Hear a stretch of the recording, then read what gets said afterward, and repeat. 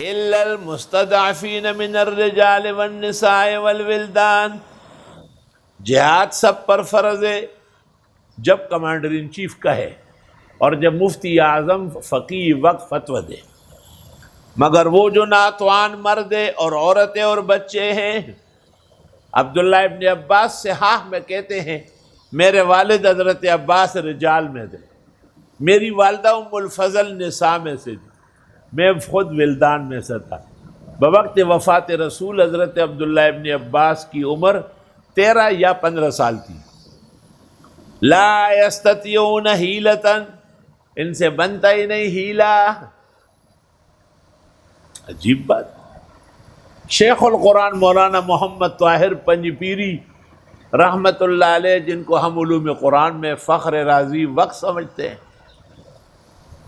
وہ مطلقاً ہیلے کا ناجائز کہتے ہیں، حالانکہ امام بخاری نے کتاب الجہاد میں کہا ہے باب ما یجوز من الاحتیال، بعض ہیلے جائز ہیں۔ کعب ابن اشرف کو قتل کرنے کے لیے محمد ابن مسلمہ نے پیغمبر سے اجازت لی تھی اور ہیلے سے قتل کیا۔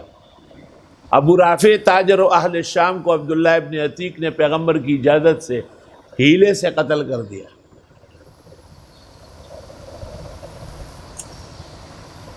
اور وہ صحابی جو گھر آئے اور مہمان آئے تھے ساتھ اور کھانا بہت کم تھا، تو بیوی سے کہا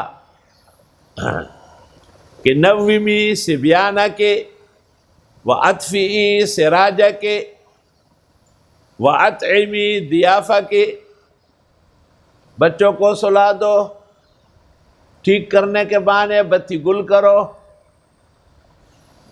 مہمانوں کو کھانا کھلاؤ، اور یہ دونوں میں بیٹھے ہوئے کھانا ہے ہی نہیں اتنا۔ بخاری شریف میں صبح پیغمبر نے آپ کو کہا کہ اللہ نے آپ کے فعل پر بہت خوشی کی ہے، تو یہ ہیلا ہی تو تھا اور کیا تھا۔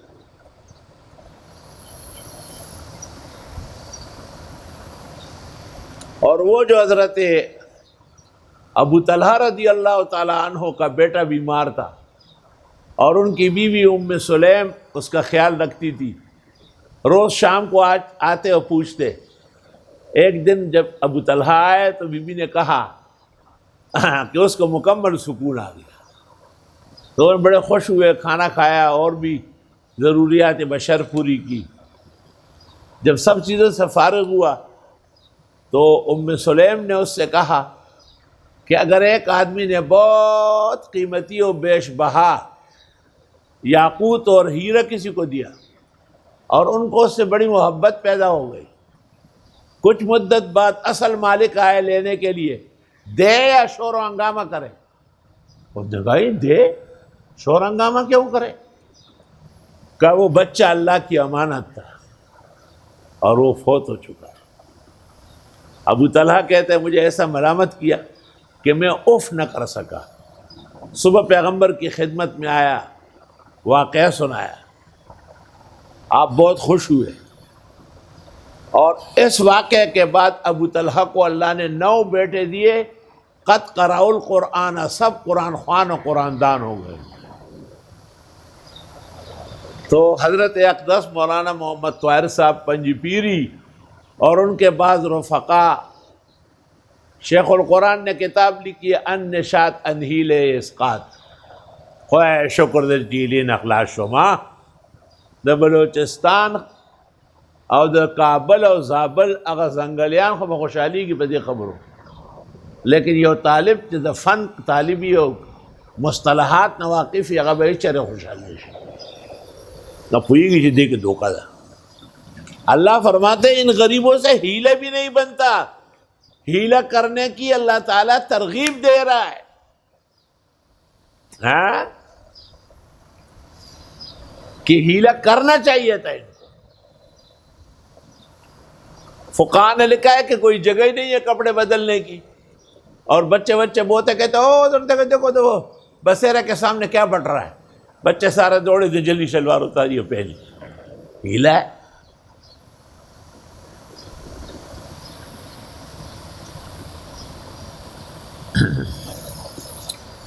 کتنے ہیلے ہیں جو کرنے پڑتے ہیں.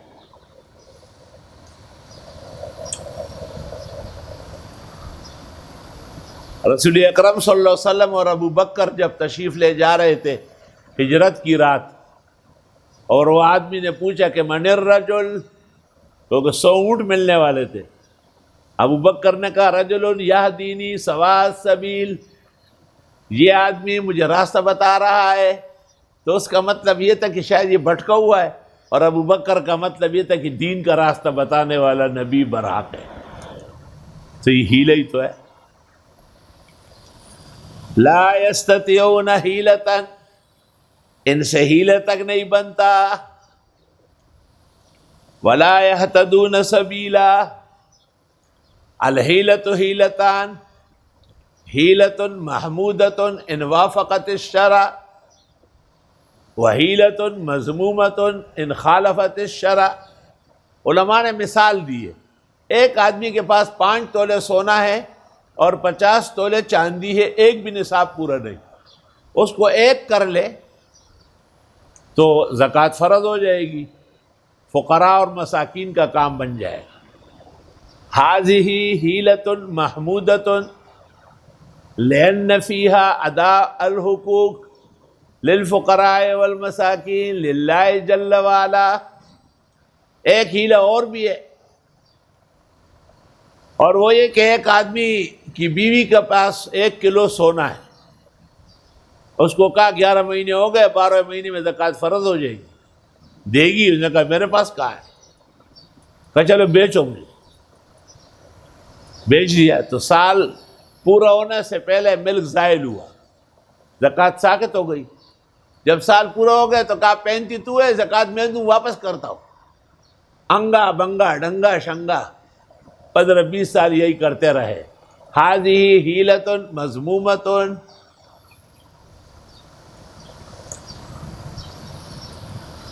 وہ بجلیگر مولانا نے ایک قصہ نقل کیا ہے کہ ایک وزیرستانی نے اپنی اہلیہ کے سونے کی زکوٰۃ نکالی، اچھی بلی بنی، اور اس کے زمین میں اجوائن ہو گئے تھے، اسپیرکئی، اس کی بھی زکوٰۃ نکالی. نیچے پیسے رکھے، اوپر اسپیرکئی ڈالی اجوائن، اور مسجد میں لے آیا، طالب علم سے کہا ہاں بھائی زکوٰۃ بھی قبول کرو. اس نے کہا کیا چیز ہے؟ کہا اجوائن ہے. کہا قبول ہے جی. کہا کرو گے کیا؟ کہا دکان میں بیچوں گا، اور کیا کروں گا. کہا تو چلو مجھ سے چارہ لے لو. تو گھر گیا، بیوی کو کہا وہ خدے میں دھوکوں کو اور ملا میں دھوکوں کو، اللہ کو بھی دھوکہ دیا اور ملا کو بھی دیا، اندر پیسے تھے نا. تو یہ ہیلے نہیں ہوتے، یہ دھوکہ دہی ہے. شریعت کے کسی بھی عالم دین نے کبھی بھی کسی زمانے میں بھی اس کو جائز نہیں کہا ہے.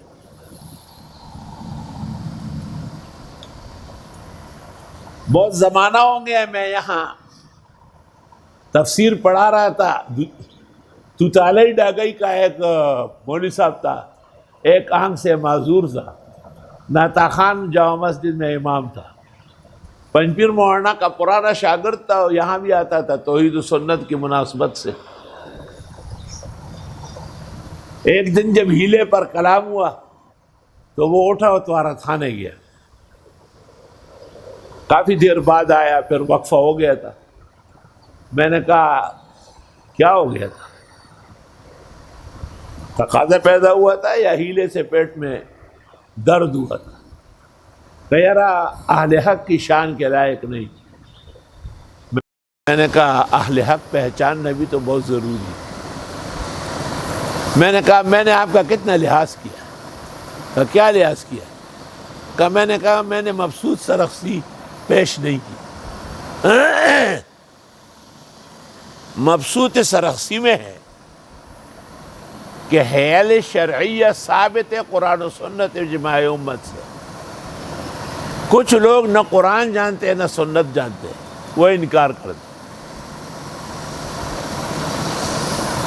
تو میں نے کہا دیکھو مبسوط سرخسی غالباً آخری جلد ہے، مستقل عنوان ہے کتاب الحیل، 129 صفحہ ہے. تو میں نے کہا کہ شمس الائمہ فوت ہوئے ہیں 334 میں، اور اس زمانے میں جو حیلے کا انکار کرتا تھا وہ قرآن و سنت سے ناواقف جانا جاتا تھا، اور آج جو حیلے کے خلاف کتابیں لکھ رہے اس کو شیخ القرآن کہتے ہیں۔ میں نے کہا ببی تفاوت تیرا اس کو جاز تابہ کو جاز، افسوس صد افسوس۔